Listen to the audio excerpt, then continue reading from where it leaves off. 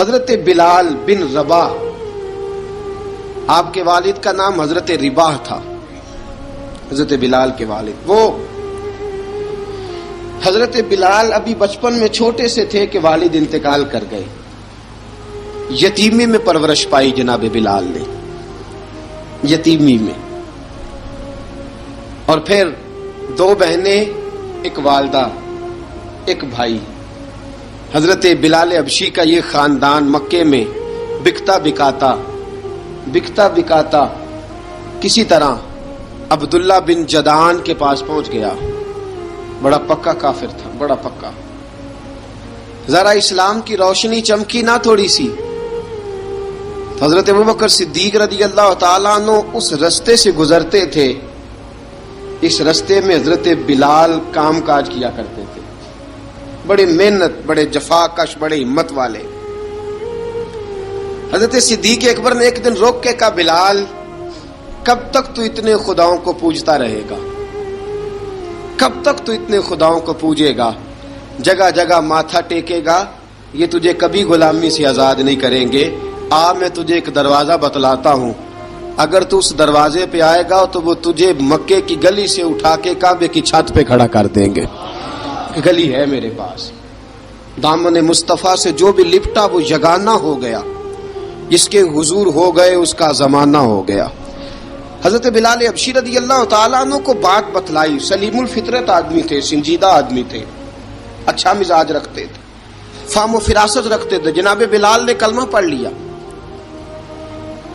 کلمہ پڑھ کے نا تو سب لوگوں نے کہا، بہت سارے لوگوں نے اپنا اسلام چھپا کے رکھا ہوا تھا۔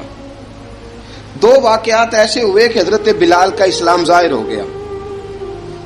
کسی کام سے بت خانے بھیجا عبداللہ ابن جدعان نے، بت خانے گئے تو لگے ہوئے تھے بت، کتار اندر کتار، بتوں کی کتاریں بنی ہوئی تھی۔ حضرت بلال نے مٹی اٹھائی اور بتوں کے منہ پہ مار کے کہنے لگے، جو اپنا چہرہ صاف نہیں کر سکتے وہ کسی کو نفع نقصان کیا پہنچائیں گے۔ جو لوگ دیکھ رہے تھے انہوں نے آ کے عبداللہ ابن جدعان کو بتایا، کہا تیرا غلام ہے اور تو بہت بڑا سردار بنتا ہے، تیری عزت خاک میں مل جائے گی کسی کو پتہ چل گیا کہ عبداللہ کا غلام مسلمان ہو گیا۔ عبداللہ بن جدعان نے راتوں رات امیہ بن خلف سے بات کی اور امیہ سے کہا، یار یہ غلام لے لو، مفتی لے لو۔ بتایا نہیں امیہ کو، بتایا نہیں کہ مسلمان ہو گیا ہے۔ امیہ نے لے لیا۔ امیہ بڑا سخت آدمی تھا، بڑی طبیعت میں سختی پائی جاتی تھی، اللہ اکبر، لیکن یہ محبت اور عشق یہ چھپائے چھپتے نہیں، اور مسلمان اپنے اسلام کا اظہار کیے بغیر رہ سکتا۔ ایک واقعہ اور رونما ہو گیا، حضرت بلال پھر ظاہر ہو گئے۔ ہوا کیا؟ حضرت عمار بن یاسر رضی اللہ تعالیٰ عنہ، مکے کے سارے کافر کٹھے ہو کے غریب آدمی کو مار رہے ہیں، غریب آدمی کو۔ جب اندر انسان کے چور ہوتا ہے تو بڑا سے بڑا آدمی بھی بزدل ہو جاتا ہے۔ جب اندر چور بیٹھ جائے نا تو بڑے سے بڑا آدمی بزدل ہو جاتا ہے، اور جب اندر صفائی ہو تو غریب سے غریب آدمی بھی بہادر ہو جاتا ہے۔ حق پہ ہونا چاہیے، سچا ہونا چاہیے، پھر بہادر ہو۔ حضرت عمار بن یاسر رضی اللہ، ایک غریب آدمی، مکے کے سارے سردار مکے کے چوک میں کٹھے ہیں اور ایک دیوار کے ساتھ کھڑا کیا ہوا ہے حضرت عمار بن یاسر کو، اور کوڑے مار رہے ہیں، زور زور سے کوڑے حضرت عمار بن یاسر رضی اللہ تعالیٰ عنہ کے بدن پہ لگتے ہیں، وجود لہو لہان ہے۔ حضرت عمار بن یاسر کو پتا تھا کہ بلال بھی مسلمان ہو گئے، لیکن ان کا خیال تھا کہ یہ کسی کو بتلائیں نہ تو ہی بہتر ہے۔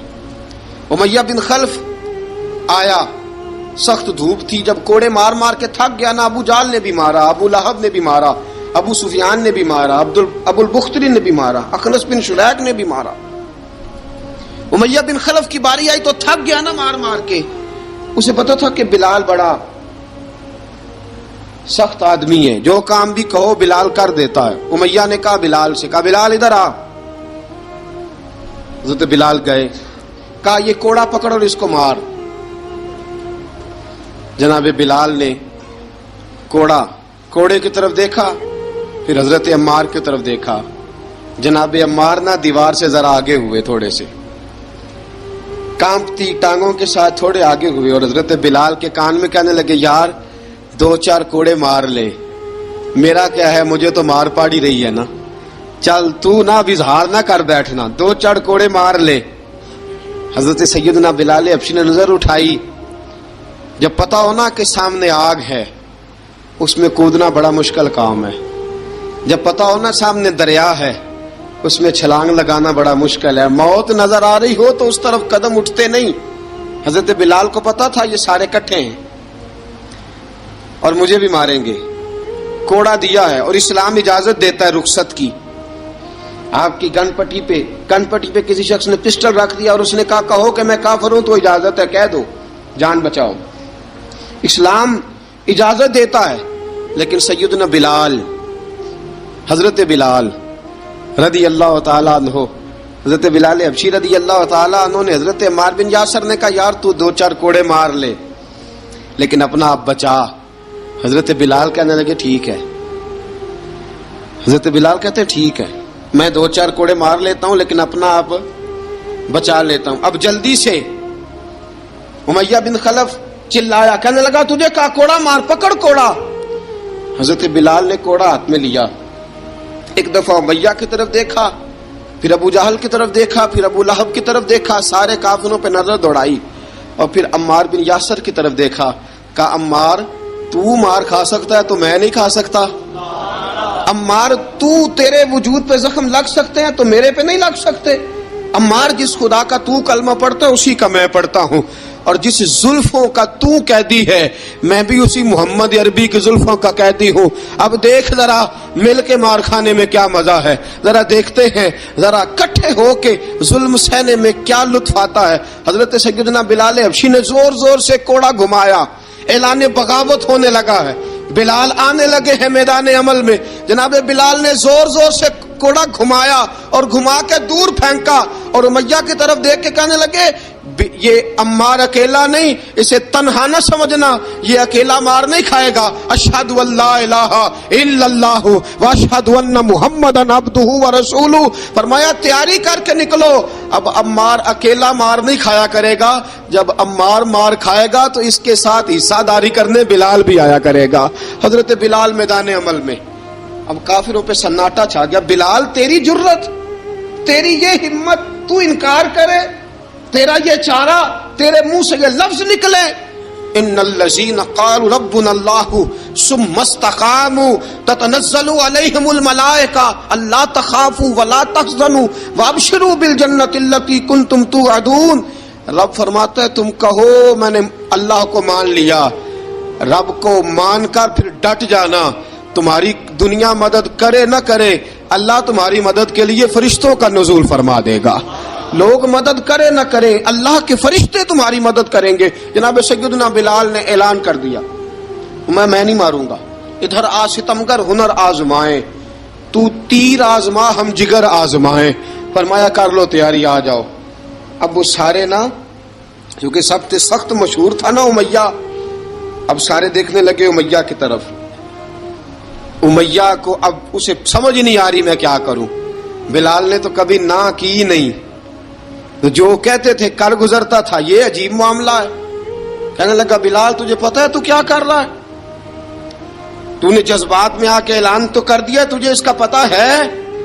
جناب بلال حبشی رضی اللہ تعالیٰ عنہ فرمانے لگے مجھے پتا ہے تو مجھے مارے گا، مجھے پتا ہے مجھے سزائیں دے گا، مجھے سارا پتا ہے، لیکن عقل کو تنقید سے فرصت نہیں، عشق پر ایمان کی بنیاد رکھ۔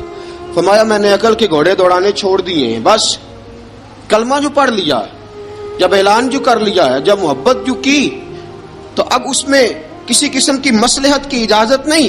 اقبال کہتا کہ پختہ ہوتی ہے اگر مصلحت اندیش ہو عقل، عشق ہو مصلحت اندیش تو ہے خام ابھی، اور بے خطر کود پڑا آتش نمرود میں عشق، عقل تھی محو تماشائے لبے بام ابھی۔